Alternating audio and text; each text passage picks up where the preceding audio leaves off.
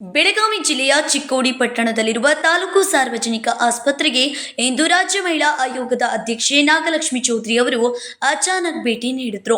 ಆಸ್ಪತ್ರೆಯಲ್ಲಿ ಇರುವ ಅವ್ಯವಸ್ಥೆಗಳನ್ನು ನೋಡಿ ಅವರು ತೀವ್ರ ಅಸಮಾಧಾನ ವ್ಯಕ್ತಪಡಿಸಿದ್ರು. ಕುಡಿಯುವ ನೀರಿನ ಕೊರತೆ, ಶೌಚಾಲಯದ ಅವ್ಯವಸ್ಥೆ, ಒಳ ರೋಗಿಗಳ ಕೊಠಡಿಗಳ ದುರಸ್ಥಿತಿ ಮುಂತಾದ ಸಮಸ್ಯೆಗಳನ್ನು ಅವರು ಗಮನಿಸಿದ್ರು. ಸಿಬ್ಬಂದಿ ಹಾಗೂ ರೋಗಿಗಳು ಅವರ ಮುಂದೆ ತಮ್ಮ ಅಳಲನ್ನ ತೋಡಿಕೊಂಡ್ರು. ಆಸ್ಪತ್ರೆಯಲ್ಲಿ ಶುಚಿತ್ವ ಕಾಪಾಡದ ಹಿನ್ನೆಲೆ ಮುಖ್ಯ ವೈದ್ಯಾಧಿಕಾರಿಯನ್ನು ತರಾಟೆಗೆ ತೆಗೆದುಕೊಂಡ್ರು. ಇದಲ್ಲದೆ ಸಿಬ್ಬಂದಿಗಳಿಗೆ ವೇತನ ನೀಡದೇ ಇರುವ ಗುತ್ತಿಗೆದಾರರ ವಿರುದ್ಧ ಕ್ರಮ ಕೈಗೊಳ್ಳಲು ಸೂಚನೆ ನೀಡಿದರು. ಆಸ್ಪತ್ರೆಯ ಅವ್ಯವಸ್ಥೆ ಕುರಿತು ಜಿಲ್ಲಾಧಿಕಾರಿ ಹಾಗೂ ಸರ್ಕಾರಕ್ಕೆ ಪತ್ರ ಬರೆಯುವುದಾಗಿ ತಿಳಿಸಿದ್ರು. ಇಲ್ಲ, ನಾನು ಅಲ್ಲ 100%.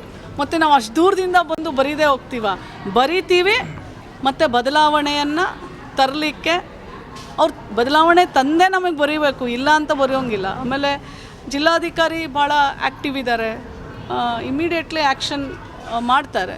ನಾವು ಎಷ್ಟು ಕಡೆ ನಾನು ಇದಕ್ಕೆ ಮುಂಚೆನೂ ಬೆಳಗಾವಿಗೆ ಬಂದಿದ್ದೀನಿ, ನಾವು ಯಾವುದನ್ನೇ ನಾನು ರಿಪೋರ್ಟ್ ಹಾಕಿದರೆ ಇಮ್ಮಿಡಿಯೇಟ್ಲಿ ರೆಕ್ಟಿಫೈ ಮಾಡಿ ನನಗೆ ರಿಪೋರ್ಟ್ ಕಳಿಸ್ತಾರೆ. ಸೊ ಈ ಆಸ್ಪತ್ರೆದೂ ಯಾಕೆಂದರೆ ಪ್ರತಿಯೊಂದು ಫ್ಲೋರಲ್ಲೂ ಕುಡಿಯೋ ನೀರು ಮೊದಲು ಮಾನ್ಯ ಮುಖ್ಯಮಂತ್ರಿಗಳು ಫಸ್ಟ್ ಹೇಳಿರೋದು ಕುಡಿಯೋ ನೀರು ಮತ್ತು ಕ್ಲೆನ್ಲಿನೆಸ್ಸು.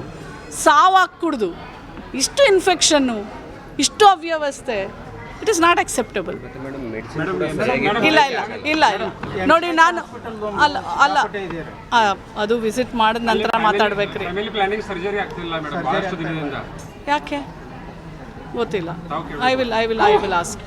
ಅದನ್ನೆಲ್ಲ ಬರಿತೀನಿ ನಾನು. ಬಹಳಷ್ಟು ಪೇಷಂಟ್ಗಳು ಹೊರಗಡೆ ಮಾಡ್ತಾ ಇದ್ದಾರೆ, ಪ್ರೈವೇಟ್ ಮಾಡ್ತಾ ಇದ್ದಾರೆ. ಮೇಡಮ್, ಇಲ್ಲಿರೋ ಡಾಕ್ಟರ್ಸ್ ಇದಾರಲ್ಲ, ಅವರು ಓನ್ ಆಗಿ ಎಲ್ಲ ಹಾಸ್ಪಿಟಲ್, ಸೊ ಅಲ್ಲೇ ಸಜೆಸ್ಟ್ ಮಾಡೋದು, ಹೆಚ್ಚು ಅಲ್ಲೇ ಸಜೆಸ್ಟ್ ಮಾಡೋದು. ಇನ್ನೂ ಒಂದು ಏನಂದರೆ ಬರೀ ಅಡ್ಮಿಟ್ ಆಗೋ ಸಂಖ್ಯೆನೂ ಭಾಳ ಕಡಿಮೆ. ಇಷ್ಟು ತಾಲೂಕು ಆಸ್ಪತ್ರೆ ಕೋಟ್ಯಾಂತರ ರೂಪಾಯಿ ಸರ್ಕಾರ ಖರ್ಚು ಮಾಡುತ್ತೆ. ಒಂದು ಆಸ್ಪತ್ರೆ, ತಾಲೂಕು ಆಸ್ಪತ್ರೆ ನಡೆಸೋದು ಅಂತಂದರೆ ಅಷ್ಟು ಸುಲಭ ಅಲ್ಲ. ಅಷ್ಟೆಲ್ಲ ಅನುದಾನವನ್ನು ತೊಗೊಂಡು ಬರೀ 20 ಜನ ಅಡ್ಮಿಟ್ ಆಗ್ತಾರೆ ಅಂದರೆ ಅದು ಯಾಕಂದರೆ ಆ ಥರ ಇದೆ.